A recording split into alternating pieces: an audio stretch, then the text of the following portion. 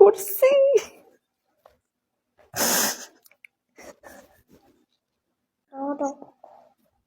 কান্দো না।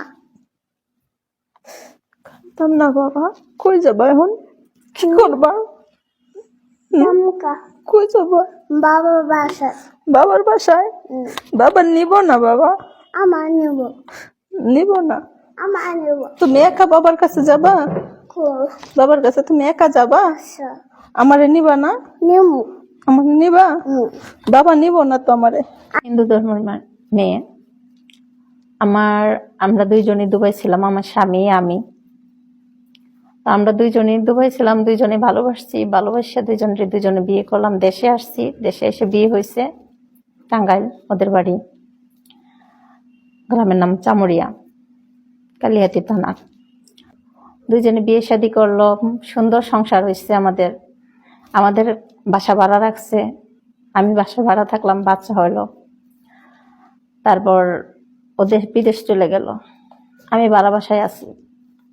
পরবর্তীতে দেখা যাচ্ছে কি ওই দেশে আসছে ছুটিতে, আইসা সেরা নতুন করে বিয়ে করছে। ওগুলো আমি জানি না, আমি পরবর্তীতে জানতে পারছি যে সে নতুন করে আবার বিয়ে করছে, বাচ্চা আসছে, সেখানে বাড়িতে রাখছে, পড়া দিচ্ছে, আমরা চলে ফিরে চলতেছি, সমস্যা নেই।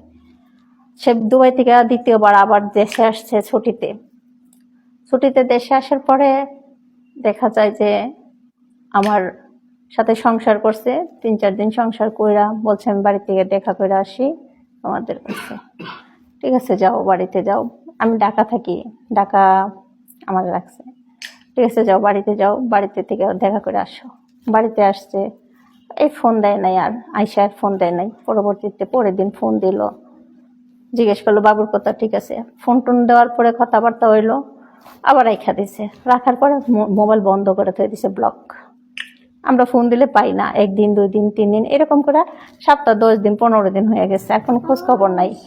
এই মাঝে মধ্যে ফোন দেয়, 2-1 মিনিট কথা হয়, পরবর্তীতে আবার মনে করেন যে আবার বন্ধ করে থয়ে দেয়, এডি করে।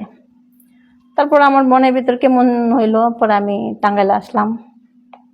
আসার পরে দেখি যে মানুষের কাছে শুনলাম যে অনেকে দ্বিতীয় বিয়ে করছে, বাড়িতে মেয়ে আছে, নিজের মেয়ে হয়েছে, বউ আছে, সংসার করতেছে এখানে।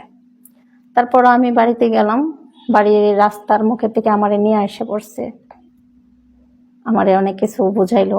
টাঙ্গাইলে একটা চক্ষু ক্লিনিক আছে, ওনার কাছে শাহজালাল চক্ষু ক্লিনিক, ওইখানে আমারে বসাইলো, বসে ওর বন্ধু বান্ধব সবাই মিলে আমাদের বুঝাইলো যে আমি দেশে বাড়িতে যেতাম, ঢাকা চলে যাও, তোমার এখানে থাকতে হবে না, এইটা সেটা তোমার আমি আসি এসি অনেক কিছু করলো, কিন্তু বাড়িতে যাতে আমি না জানাই।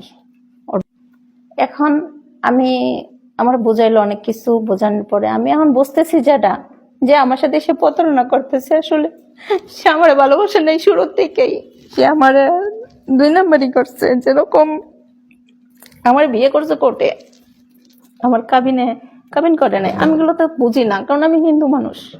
ও আমার সাথে কি করছে আমি তো আর বুঝি না, আমি অন্ধ বিশ্বাস করে ওরে ভালোবাসছি, আমি ওই বিশ্বাসেই থাকছি। পরবর্তীতে এখন যা দেখা যায় যে এই যে কাবিন করছে এগুলো সব বুয়া, সব তুইলা মানে এমনিতেই রাখছে। আমার সাথে সব বুয়াবাজি করছে, প্রতারণা করছে আমার সাথে। শুরুটাও করছিল প্রতারণা, শেষটাও করলো প্রতারণা। এখন আমার বলতেছে যে আমি ঢাকা চলে যাও, যে ও আমার সাথে যা করলো সব প্রতারণা, ছলনাবাজি করলো শুরুটা থেকেই। দুবাই যে কামাই করলাম, দুইজনে কাজ করছি, আমার ব্যাংকার ছিল, ব্যাংকারটা ওর কাছে দিয়ে রাখছি, ওই টাকা পয়সা তুলছে কিছু, আমার অল্প কিছু টাকা দিয়েছে, আমি চলাফেরা করছি, বাস এতটুকুই ওর কাছে। গাড়ির লাইসেন্স নিল, সেটাও আমার টাকা দিয়া। গাড়ি কিনলো, সেটাও আমার থেকে। ওই একটা কোম্পানিতে, লেবার কোম্পানিতে কাজ করতো, আলফাজার কোম্পানিতে, আমি সার্ভিউতে করতাম।